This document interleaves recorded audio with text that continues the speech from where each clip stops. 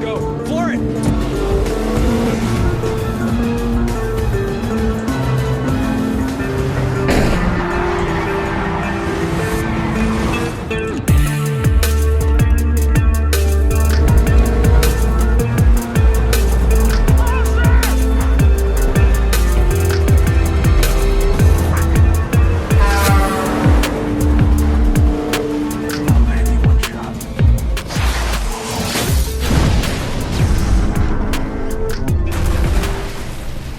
Welcome to Paris, baby. Halo Gabuters, gimana kabarnya? Semoga kalian semua sehat selalu, panjang usia, dan diberikan rezeki yang berkah barokah. Pada kesempatan kali ini Rana akan membahas sebuah alur cerita film yang berjudul From Paris with Love. Film ini menceritakan tentang dua orang agen rahasia yang menjalankan sebuah misi besar. Baik, tanpa banyak ngangengong lagi, langsung saja renggangkan badan, hembuskan nafas, dan markijo, mari kita lalajo. Silent.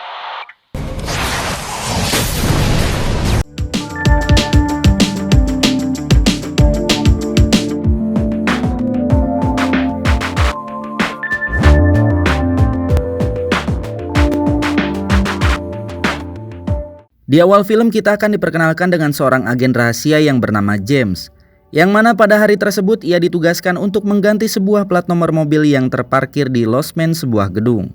Yeah.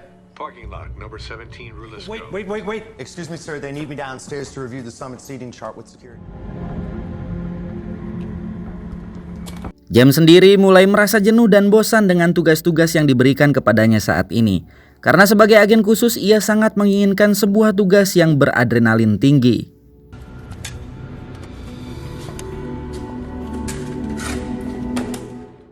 Setelah menyelesaikan tugasnya, James pun pulang ke apartemennya. Yang mana di sini kita dapat mengetahui bahwa James tinggal di apartemen tersebut bersama dengan pacarnya yang bernama Caroline, seorang wanita cantik asli perapatan Ciamis alias Perancis.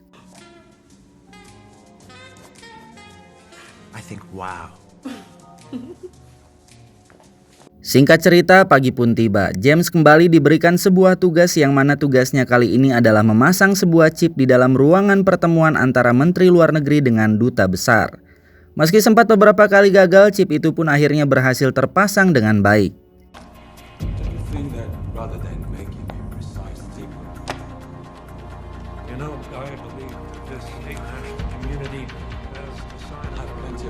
Excuse me, Minister. Yes. Guy is in New York at the Frick Museum.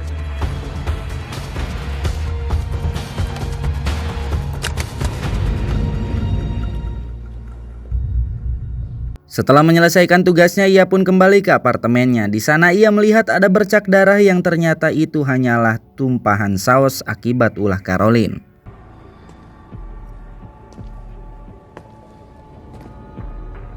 Caroline?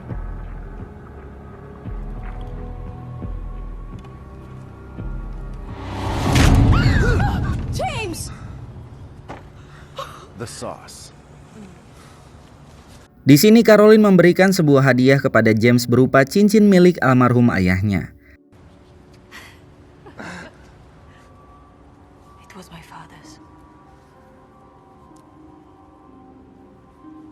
Dan di tengah kemesraan sebelum pengencerotan itu, James pun mendapat sebuah panggilan telepon yang mana ia ditugaskan untuk membebaskan seorang agen khusus yang saat ini sedang ditahan oleh petugas keamanan bandara. Dan tugas tersebut sekaligus menjadi promosi jabatan kepada James, yang kemudian James pun berangkat malam itu juga untuk menjalankan tugasnya. Right now. Is there some problem? You're busy?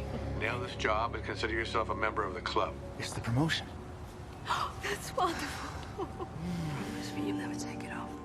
I promise. I'll be here waiting. You better.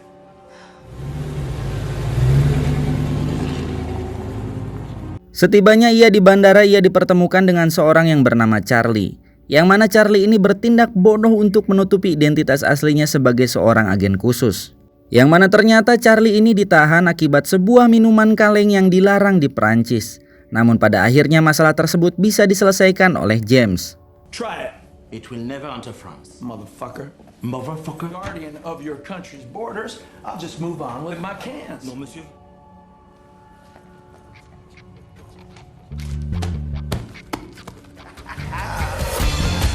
Checkmate. Saat dalam perjalanan pulang dari bandara, Charlie memberitahu kepada James mengapa ia tidak mau meninggalkan minuman kaleng tersebut. Yang ternyata kaleng minuman tersebut merupakan tempat senjata miliknya. Tactics of the grammatical variation of motherfucker. Because me and Mrs. Jones. Kemudian mereka pun berhenti di sebuah restoran Cina untuk beristirahat dan juga makan malam. Dan entah apa yang ada di dalam pikiran Charlie yang mana ia tiba-tiba menyandra seorang pelayan dan menghabisi para pelayan di sana satu persatu. He's our waiter, he can help us order dessert, can he? I was looking...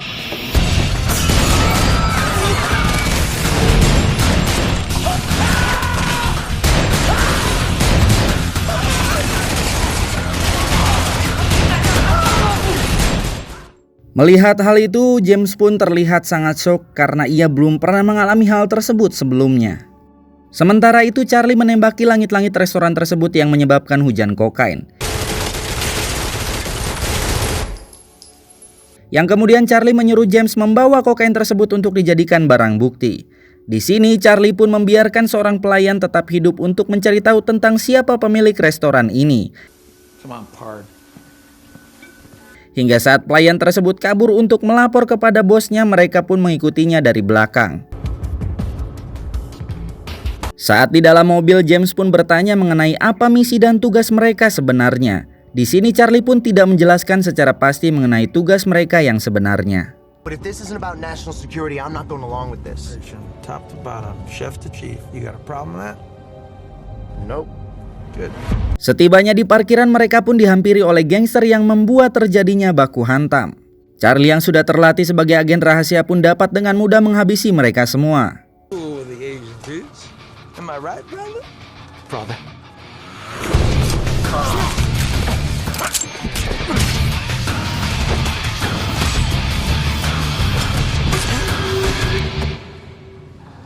Kitchen staff. Setelah itu Charlie dan James pun mengikuti pelayan tadi dan masuk dari pintu belakang gedung tersebut. Charlie pun kembali beraksi di sini dengan menaklukkan satu persatu penjaga di sana. Stay one floor below me. I don't want these guys crawling up my ass. Got it.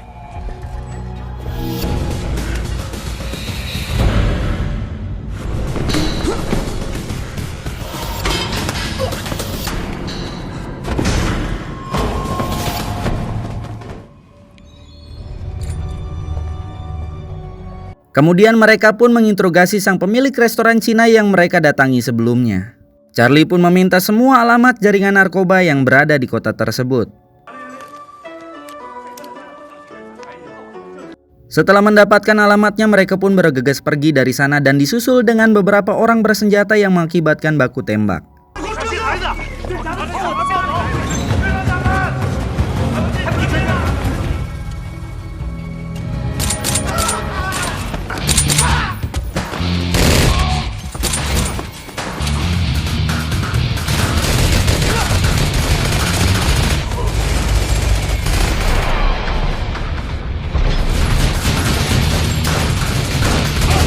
Hingga akhirnya Charlie pun berhasil menghabisi mereka semua. Sementara itu James hanya bisa menonton aksi tersebut.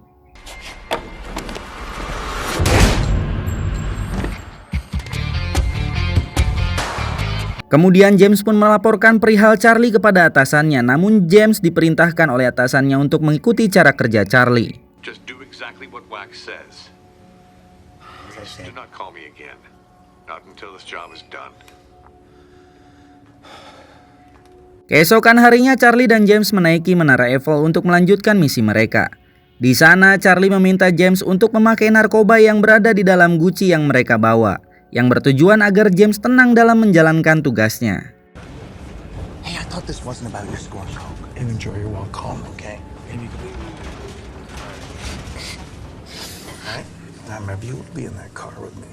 Charlie pun menjelaskan tentang misi mereka yang sebenarnya, bahwasanya misi mereka bukanlah tentang kokain semata, melainkan memburu para teroris yang ada di kota tersebut, yang mana diketahui bahwa para teroris tersebut mengubah uangnya menjadi kokain. Yang mana itu semua dilakukan sebagai kedok agar aksi mereka tidak terdeteksi. Dan mendengar hal tersebut, James pun tampak syok dan juga panik.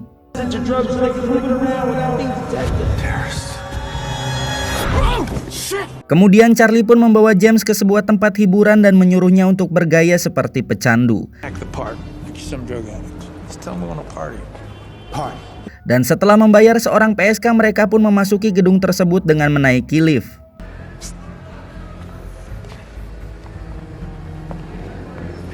Go for it, whatever gets you out. Namun di sana terlihat Caroline yang menemukan James bersama dengan PSK tersebut. James? Caroline! Di sini James sangat marah terhadap Charlie karena membawanya ke tempat seperti ini tanpa pemberitahunya terlebih dahulu. Namun Charlie mengatakan kalau tujuannya bukanlah untuk bersenang-senang, melainkan untuk memantau aktivitas restoran Cina yang berada di depan gedung tersebut. Mengetahui hal tersebut, James pun menghubungi Caroline untuk menjelaskan semuanya. Namun di saat yang bersamaan muncul dua orang yang langsung menghajar James, yang entah siapa yang mengirimnya. Dan tiba-tiba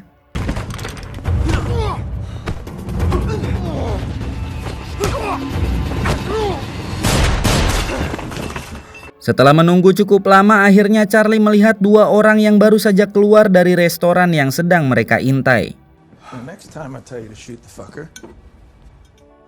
Kemudian Charlie dan James mengikuti kedua orang tersebut hingga memasuki sebuah perumahan.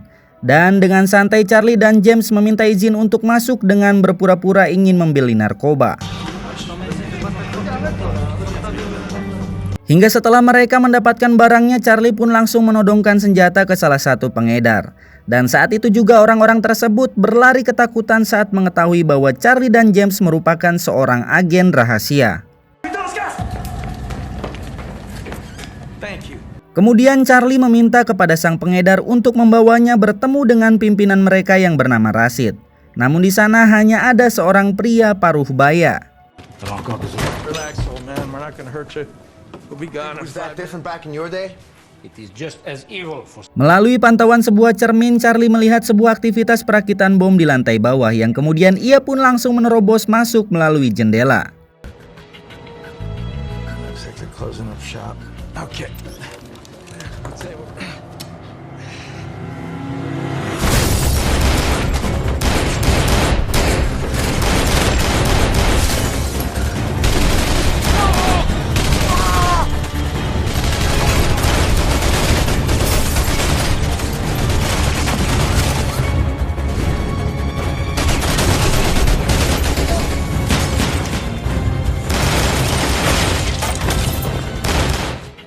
Di sini Charlie pun berhasil membunuh mereka, sementara tiga lainnya berusaha kabur melalui tangga dengan membawa tas berisikan bom yang sudah dirakit. Namun saat mereka memasuki mobil, tiba-tiba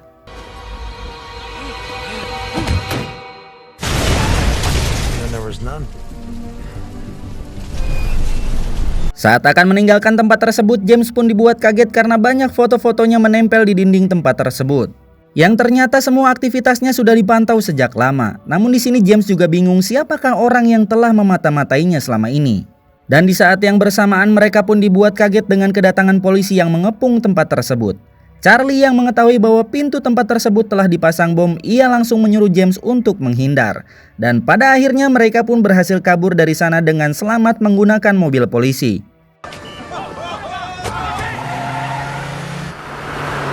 Malam harinya James membawa Charlie ke apartemennya, yang mana di sana juga ada teman Caroline yang membantu menyiapkan makan malam. Tak lama kemudian Charlie mendapat telepon dari rekannya yang memberitahu sebuah hal penting.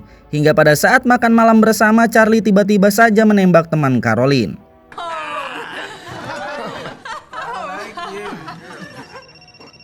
Excuse me. No, I'm sorry, there's no Rose here. Wrong number. That's the call we've been waiting for. Ternyata Caroline dan temannya ini merupakan mata-mata ketua teroris yang bernama Rashid. Charlie tahu karena nomor Caroline dan temannya ini ada di setiap orang yang telah ia ringkus. Namun di sini James tidak percaya tuduhan Charlie kepada pacarnya, meski Charlie menemukan penyadap suara yang ia temukan di tempat ini.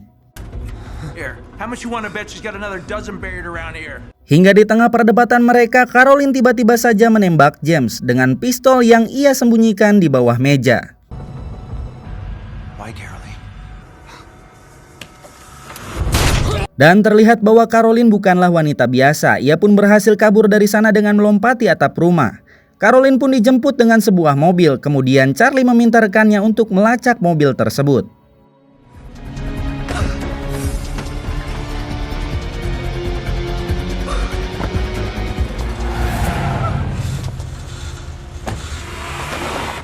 Green 92 MPR 75. Keesokan harinya Charlie bersama rekannya menemukan lebih dari satu kabel penyadap di apartemen James. Sementara James sendiri masih tidak menyangka bahwa wanita yang dicintainya ternyata selama ini telah menjadi mata-mata untuk dirinya. Tak lama kemudian Caroline pun menelpon James untuk meminta maaf.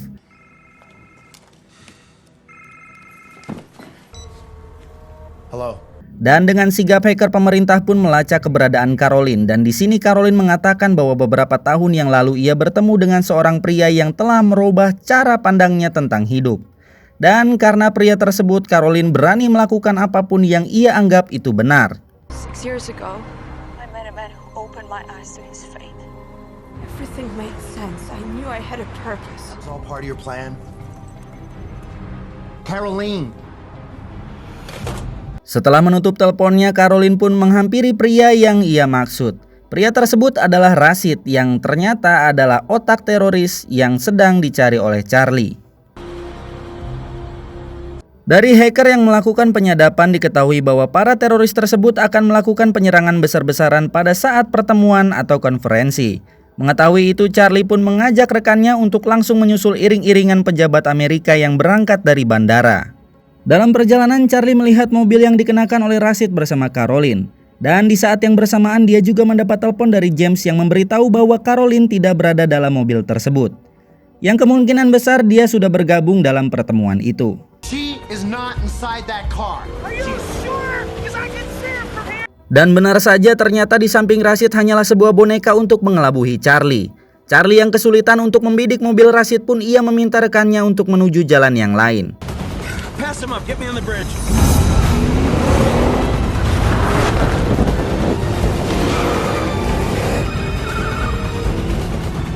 Hingga saat Rashid hendak menabrak mobil pejabat Amerika yang melaju di depannya, Charlie pun melepaskan tembakan dari atas jembatan.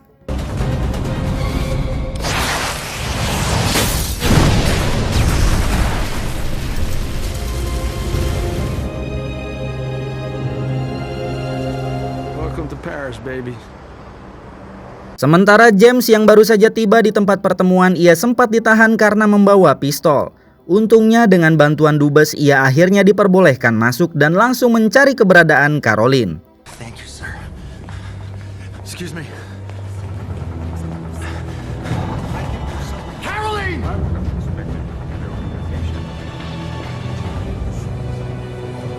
Caroline? Dan di tengah keramaian, James pun mencuri pistol milik penjaga dan langsung menodongkan senjata ke arah Caroline, yang mana di tubuhnya sudah ada bom yang siap meledak kapan saja. I do not want to shoot you.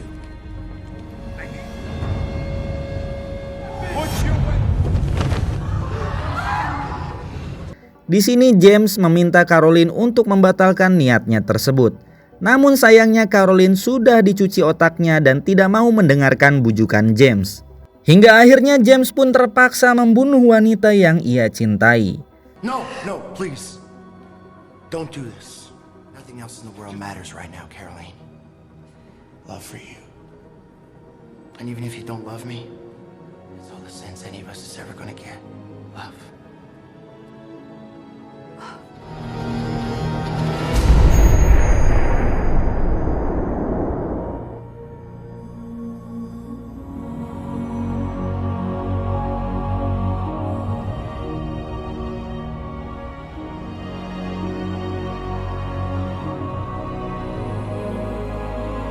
Dan pertemuan para petinggi negara tersebut pun dapat berjalan dengan lancar dan film pun berakhir. Ya, itulah tadi alur cerita film From Paris with Love. Semoga kalian bisa terhibur dengan alur cerita film ini. Saya Rana bersama dengan jajaran yang bertugas pamit undur diri dan salam RN Movie. Thanks, Wax.